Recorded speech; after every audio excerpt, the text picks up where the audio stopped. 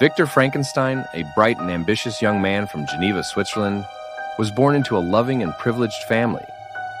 From a young age, he displayed an insatiable curiosity for the natural world. Fascinated by the forces that governed life and death, Victor spent his early years devouring the works of ancient alchemists like Cornelius Agrippa and Paracelsus. Though many of their theories had been dismissed by modern science, Victor found their ideas intoxicating. He dreamed of uncovering the mysteries of the universe and harnessing the power to create life itself. When Victor reached adulthood, his father sent him to the University of Ingolstadt in Germany to further his education. There, Victor immersed himself in his studies, focusing on chemistry, anatomy, and natural philosophy.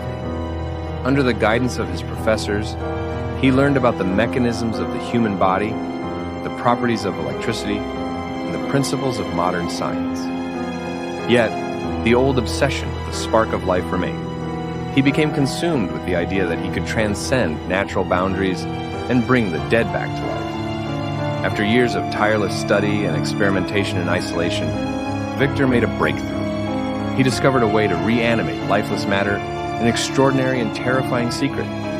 Driven by ambition and blinded by the magnitude of his achievement, he began collecting body parts from charnel houses, dissecting rooms, and graveyards. He worked in secrecy, building a humanoid form from the remnants of the dead.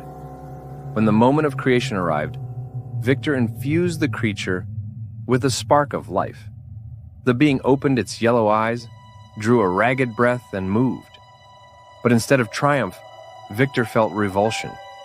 The creature he had envisioned as beautiful and godlike was monstrous. Its limbs were mismatched, its features distorted, and its gaze unnerving. Horrified by what he had done, Victor fled from his laboratory, leaving the creature to awaken alone, terrified and abandoned.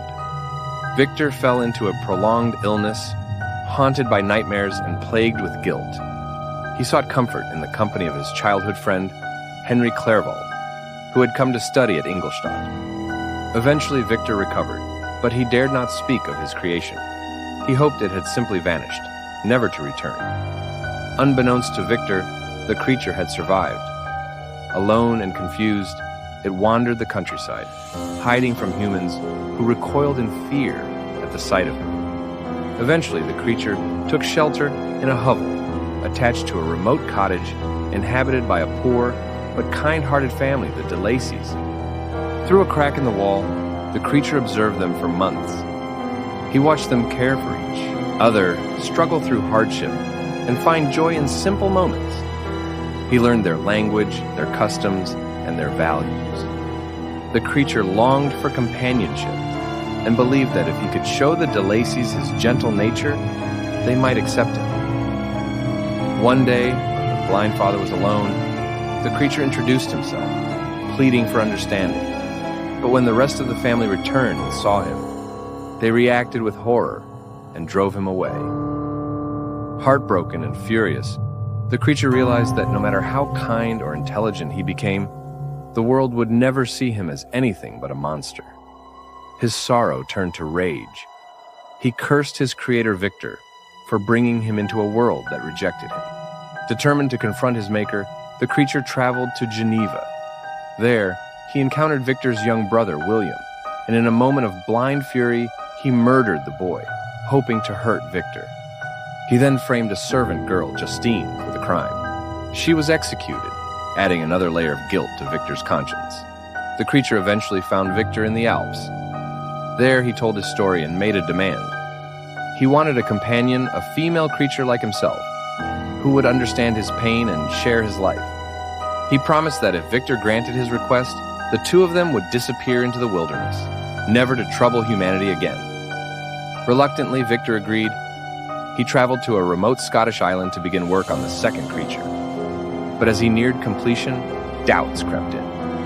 What if the two creatures bred and created a race of monsters? What if the female rejected the original creature and became even more dangerous? Fearing the consequences, Victor destroyed the second creation before bringing it to life. The creature, watching from a distance, flew into a rage. He swore vengeance, warning Victor, "I will be with you on your wedding night." True to his word, the creature set about exacting his revenge. He murdered Henry Clerval, Victor's dearest friend, and left his body for Victor to find. Victor was arrested for the murder, but was eventually cleared and released. Despite the creature's threat, Victor married his beloved Elizabeth. But on their wedding night, the creature kept his promise. As Victor waited in another room, the creature found Elizabeth and killed her.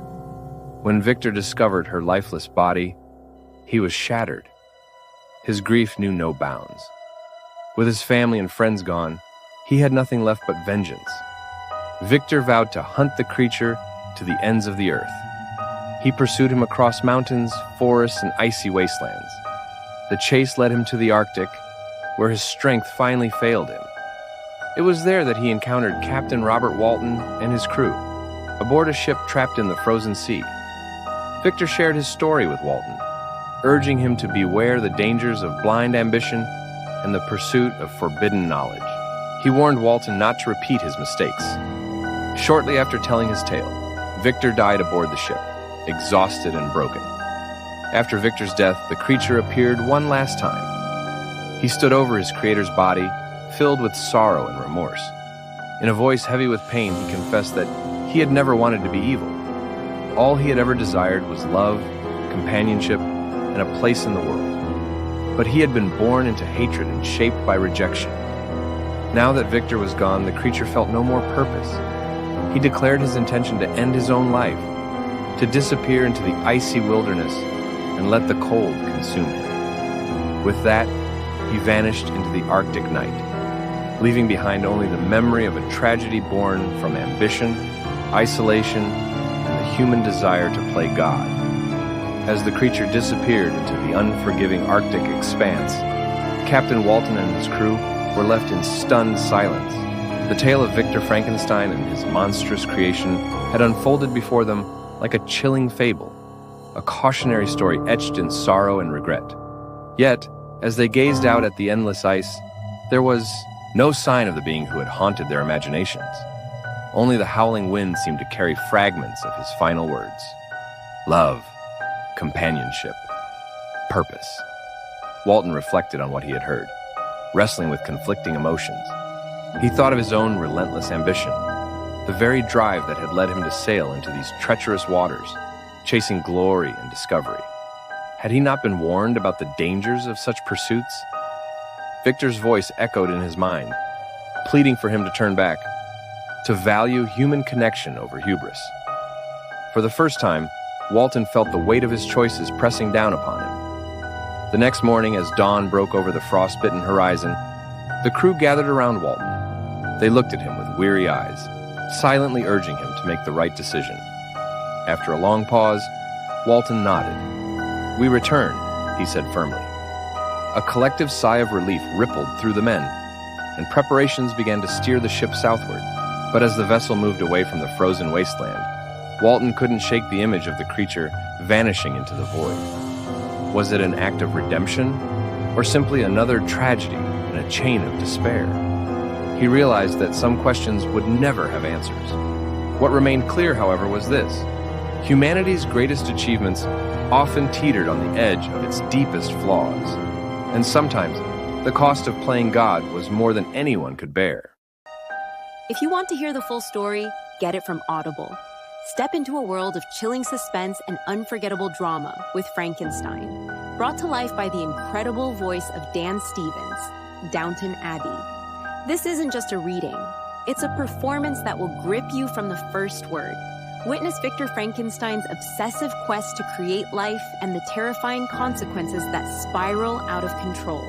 As man faces monster in a battle of wits, will, and survival, you'll be swept into a powerful tale of ambition, love, loss, and the dark side of human curiosity.